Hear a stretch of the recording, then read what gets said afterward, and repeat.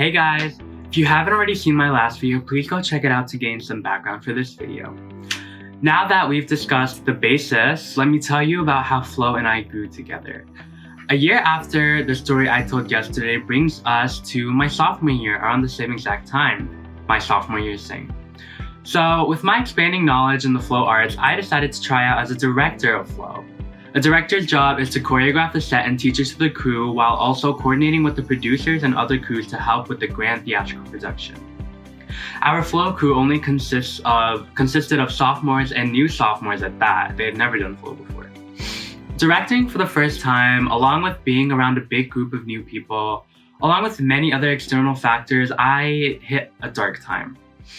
I felt really depressed as I didn't really have many friends at the time. Plus, I was also being bullied, and it just took me to a place I really didn't want to be in. And I think most of the members in the crew were going through something similar. Everyone had felt a void in their life that they were desperately trying to fill.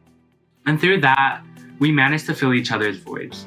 Flow was our safe space. It was our place of belonging. It was where we laughed and talked and played games together and trusted each other and smiled together. It felt like it was just us and no one was watching.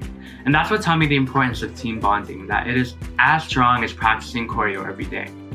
When we performed, we delivered a beautiful set that we were so proud of. And I remember that after the performance, we were so happy, but also so sad to say goodbye to the season.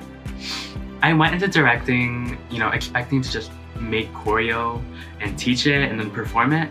But what I hadn't expected was to come out with such, a beautiful family.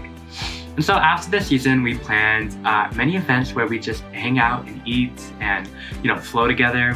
One of these became a tradition actually. Walking over the Brooklyn Bridge at night after eating and hanging out at the park nearby while watching the Manhattan Skyline and just reflecting on our lives is such a magical tradition that I'm never gonna lose.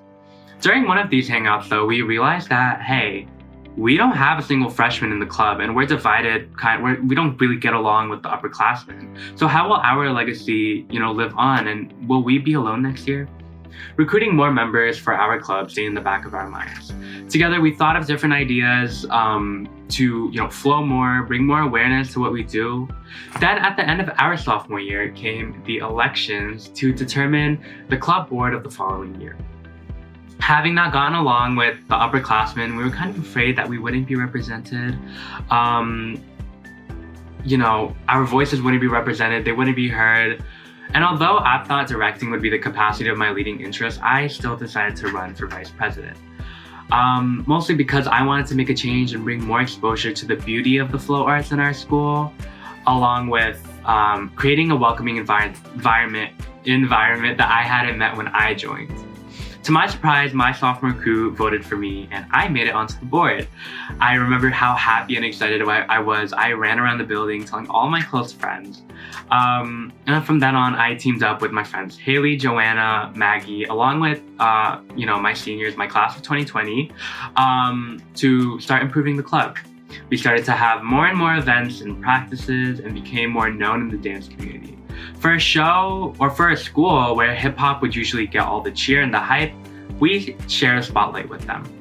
We gained opportunities such as being able to perform at New York City's first Flowfest and raising environmental awareness by performing at the North American Passive House Conference.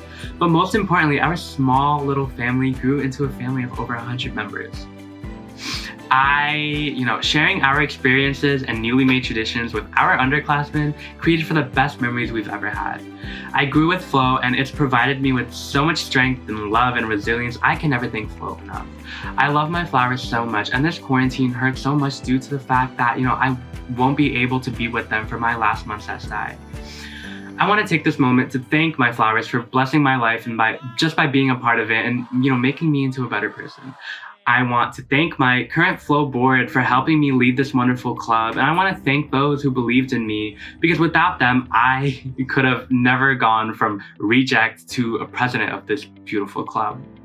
And especially, I want to thank my seniors. Although we won't have a graduation or prom together, I hope we get out of this safely and flow together one last time. So that's what StuyFlow is. It's my big family, and I love it so much.